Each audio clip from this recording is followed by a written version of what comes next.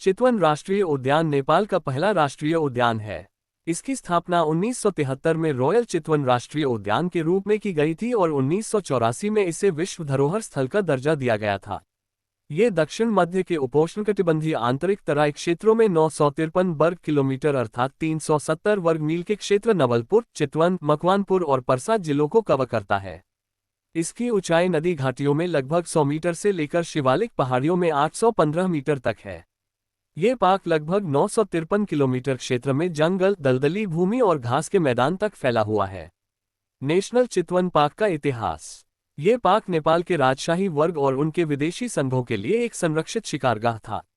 ऐसा माना जाता है कि शासक शिकारियों और उनके दल के लिए आलीशान शिविर स्थापित करते थे और वे महीनों तक शिविरों में रहकर दुर्लभ प्रजाति के जानवरों का शिकार किया करते थे।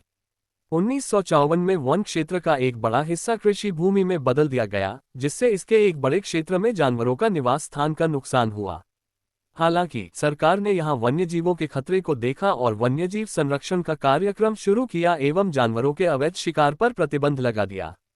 सन 2000 तक पार्क में वन्यजीव निवासियों की संख्या बढ़कर 80 बाघ, 544 गैंडे, 50 विभिन्न स्तनधारी और क्षेत्र में पक्षियों की 450 प्रजातियां बढ़ गईं।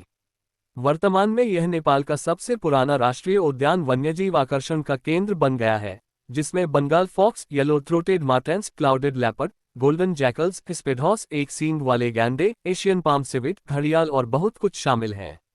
जंगल घूमने के लिए आपको कई विकल्प चुन सकते हैं। पहला, जीप सफारी। नेपाल के इस राष्ट्रीय उद्यान का दौरा करने के लिए जीप सफारी सबसे अच्छी चीजों में से एक है।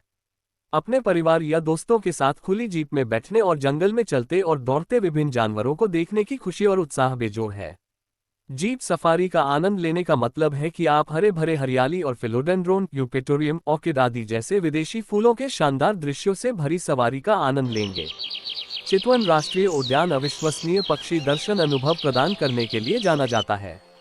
चितवन का विविध निवास स्थान पक्षियों की लगभग 848 प्रजातियों का घर है, जिनमें स्टोनचैट, बंगाल पिट्टा, स्क्वॉकिंग बुलबुल, greater coucal, oriental darter, goosanders, woodpecker, grey crown prinia, rocky tail rainbow, joint hornbills, serpent eagle और बहुत कुछ शामिल हैं।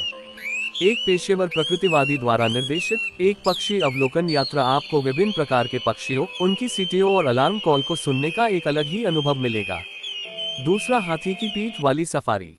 हाथी की पीठ वाली सफारी सबसे यादगार अनुभवों में से एक है, जहां आप इस विशाल लेकिन प्यारे जानवर की पीठ पर सवारी कर सकते हैं और अधिक सुरक्षित रूप से वन क्षेत्र के दृश्यों का आनंद ले सकते हैं।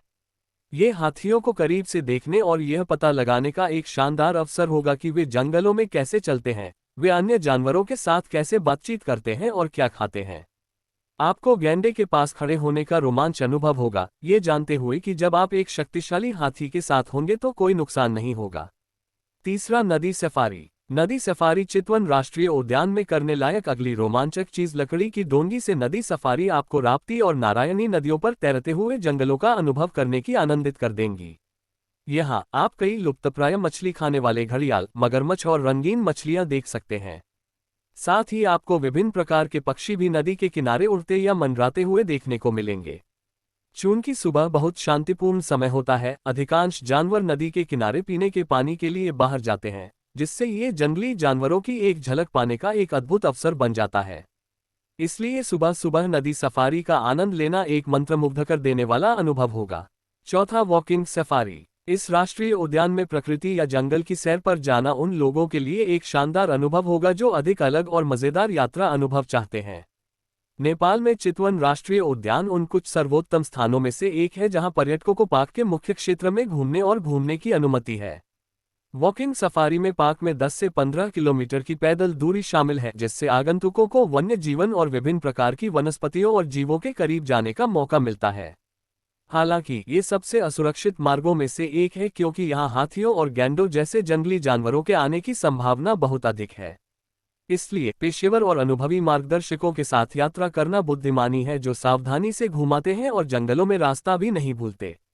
नेपाल में चितवन राष्ट्रीय उद्यान घूमने का समय इस खूबसूरत पार्क की यात्रा का सबसे अच्छा समय अक्टूबर से मार्च तक है, जब मौसम सुहावना होता है।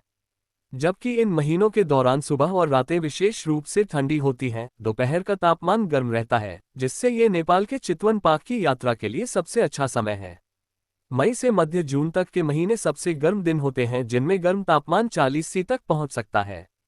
इस प्रकार सर्दियों में इस राष्ट्रीय उद्यान की यात्रा करना बुद्धिमानी है। चितवन नेशनल पार्क पहुंचने के लिए आपको रक्सौल रेलवे स्टेशन पहुंचना होता है और वहां से 135 किलोमीटर की दूरी पर यह उद्यान है। सोनौली बॉर्डर से तकरीबन 200 किलोमीटर है, जो भैरहवा, बूटवल, बर्दघाट से होते हुए भरतपुर पहुंचना होता है। भरतपुर से करीब 50 किलोमीटर यह पार्क है। यहां पर आपको रात रुकने के लिए सर्वश्रेष्ठ होटल मिल जाएगा। धन्यवाद।